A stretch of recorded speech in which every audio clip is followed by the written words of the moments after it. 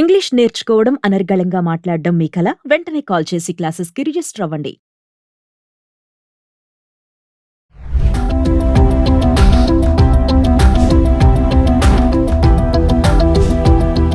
నమస్తే, welcome back to Suman TV. ప్రస్తుతం మనతో పాటు ఉన్నారు consumers affairs committee chairman Mandari Krishna Reddy గారు. నమస్తే సార్. నమస్తే మేడం.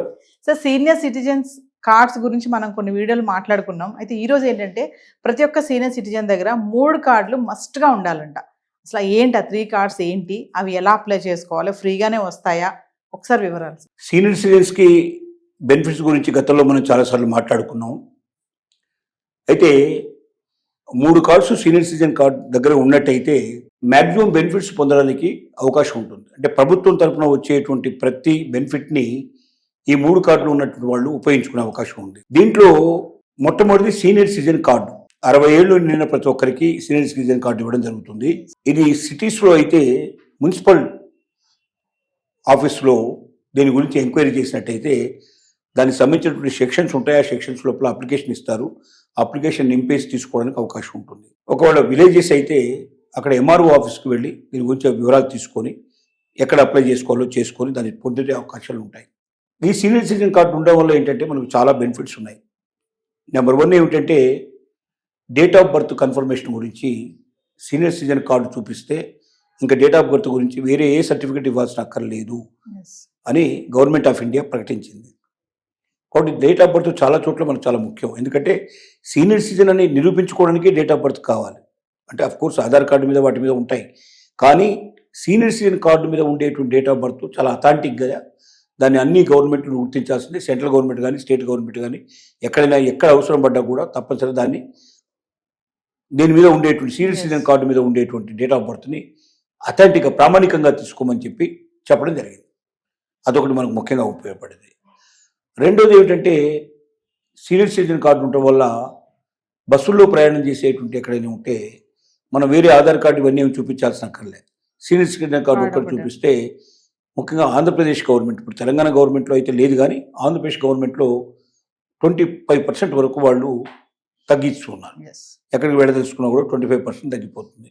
25% అనేది చాలా ఎక్కువ కాబట్టి అది ఎక్కడి నుంచి ఎక్కడికి ప్రయాణం చేసినా, అంటే ఆంధ్రప్రదేశ్ నుంచి బయలుదేరి వెళ్ళే బస్సులు ఏవైతే ఉన్నాయో, అంటే ఏపీఎస్ఆర్టీసీ సంబంధించిన బస్సులో అది ఎక్కడ బయలుదేరి ఎక్కడికి వచ్చినా, ఎక్కడి నుంచి ఎక్కడ ఎండ్ అయినా, అంటే హైదరాబాద్ నుంచి బయలుదేరేవాడు కూడా హైదరాబాద్ టు ఏపీఎస్ఆర్టీసీ బస్సులో ఎక్కి నేను సీనియర్ సిటిజన్ అని చెప్పి కార్డు చూపించేస్తే ఆటోమేటిక్గా 25% తగ్గించేసేసి చేస్తారు. అలాంటి వాటి బాగా ఉపయోగపడుతుంది.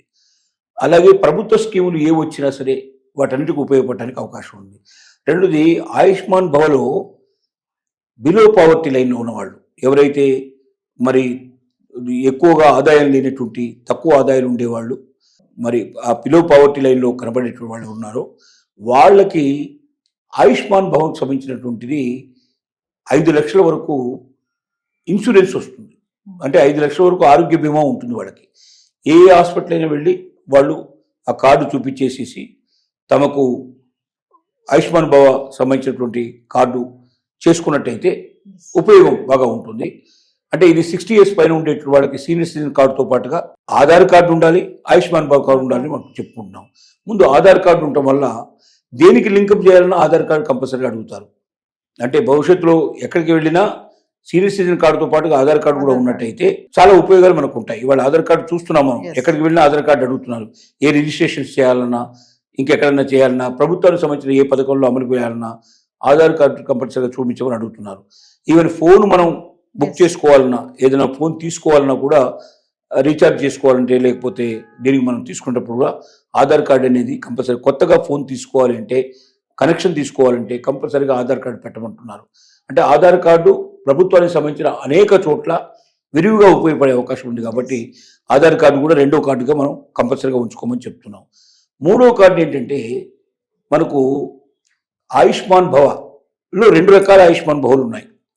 ఒకటి 60 ఏళ్ళు దాటిన ప్రతి ఒక్కరికి ఆయుష్మాన్ భవ కాకుండా 60 ఏళ్ళు దాటిన బిలో పావర్టీ లైన్లో ఉండేటువంటి వాళ్ళు ఎవరున్నారో, అల్ప ఆదాయ వర్గాలు, ఎక్కువగా లేకుండా తక్కువ ఆదాయం వచ్చేటువంటి వర్గాలు ఉన్నాయో వాళ్ళకి ఆయుష్మాన్ భవ కార్డు ఇస్తారు. 60 ఏళ్ళు దాటిన వాళ్ళకి వాళ్ళు అప్లై చేసుకోవచ్చు. దీన్ని కూడా మనం ఎంఆర్ఓ ఆఫీసుల్లో కానీ లేదా మున్సిపల్ ఆఫీసుల్లో కానీ ఎక్కడ అప్లై చేసి తీసుకోవడానికి అవకాశం ఉంది. కొన్ని చోట్ల మనకు మీ సేవ ద్వారా కూడా ఈ సేవలు దొరికే అవకాశాలు ఉన్నాయి. ఎంక్వైరీ చేసి దాన్ని పొందినట్టయితే Yes. ఖచ్చితంగా ఆయుష్మాన్ భవ కార్డు కూడా చాలా ఉపయోగపడుతుంది. ఆయుష్మాన్ కార్డు మనం యాప్లోకి వెళ్ళి గవర్నమెంట్ సంబంధించిన యాప్ ఆయుష్మాన్ భవ అని కొట్టంగానే వస్తుంది. దాంట్లోకి వెళ్ళి మళ్ళీ 60 ఏళ్ళు దాటిన వాళ్ళు కుట్టుకున్నట్టయితే బిలో పవర్టీ లైన్ కొడితే దానికి సంబంధించిన కండిషన్స్ అన్నీ వస్తాయి.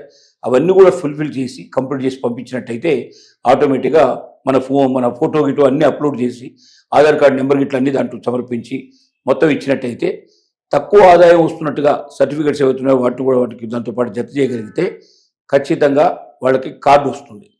ఇది ఆయుష్మాన్ భవ లింక్ ఉండేటువంటి కార్డు, ఆయుష్మాన్ భవ కార్డే. కానీ దీంట్లో ఒక్క అల్పాదాయ వర్గాల వాళ్ళకు మాత్రమే 60 years తర్వాత ఉండేది ఎలిజిబిలిటీ ఉంది. కానీ 70 years తర్వాత మరొక ఆయుష్మాన్ భవ కార్డు ఇస్తున్నారు. ఇది ఏంటంటే ఇర్రెస్పెక్టివ్ ఆఫ్ ఇన్కమ్ 70 ఏళ్ళు దాటిన ఎవరైనా సరే బిలో పవర్టీ లైన్లో ఉండేవాళ్ళు కానీ, లేక ఆర్థిక స్తోమత ఉన్నవాళ్ళు కానీ, లేక బాగా లగ్జూరియస్ లైఫ్లో ఉండేవాళ్ళు కానీ ఎవరైనా సరే 70 ఏళ్ళు దాటినటువంటి సీనియర్ సిటిజన్స్కి ఇచ్చేటువంటి ఆయుష్మాన్ భవ కార్డు సపరేట్గా ఉంటుంది. ఇది యాప్లోకి వెళ్ళి యాప్లో మనం దాన్ని క్లిక్ చేసినట్టయితే వాళ్ళు దాంట్లో ఆప్షన్స్ ఇచ్చినప్పుడు 70 ఏళ్ళు దాటిపోయినవి నాకు 70 years క్రాస్ అని చెప్పి దాన్ని మనం క్లిక్ చేస్తే దాంట్లో వివరాలన్నీ అడుగుతాడు. వివరాలన్నీ నింపేసేసి మనం అన్ని డీటెయిల్స్ అన్ని దాంట్లో పెట్టినట్టయితే ఫోటో గిటో అప్లోడ్ చేసినట్టయితే ఆటోమేటిక్గా అక్కడ మనకు ఆ కార్డు దొరికే అవకాశం ఉంది. సో ఒకవైపున సీనియర్ సిటిజన్ కార్డు, రెండో వైపున ఆధార్ కార్డు, మూడో వైపున మనకు ఆయుష్మాన్ భవ కార్డు. ఆయుష్మాన్ భవన్లో 2 కార్డులు జాగ్రత్తగా చూసుకోవాలి. ఒకటి 60 ఏళ్ళు వచ్చి నుంచి 70 ఏళ్ళ దాకా ఓన్లీ బిలో పవర్టీ లైన్లో ఉండే వాళ్ళకు మాత్రమే దొరికే కార్డు ఒకటి. 70 ఏళ్ళు దాటిన తర్వాత ఎవరైనా సరే వాడు ఎంత ధనవంతుడైనా ఎంత పేదవాడైనా అతని ఇన్కమ్తో సంబంధం లేకుండా ప్రతి ఒక్కరికి దొరికేటువంటి కార్డు 70 ఏళ్ల తర్వాత ఉండే కార్డు. సో ఈ కార్డులు ఏవైనా సరే 3 కార్డులు ఉన్నవాళ్ళు మూడింటిని భద్రపరచుకొని దీని ద్వారా ఈ 3 ఉంటే ప్రపంచంలో ఎక్కడికి వెళ్ళినా అంటే గవర్నమెంట్ తరఫున జరగాల్సినటువంటి ఏ అయినా కూడా అన్నీ దీని ద్వారా వస్తాయి.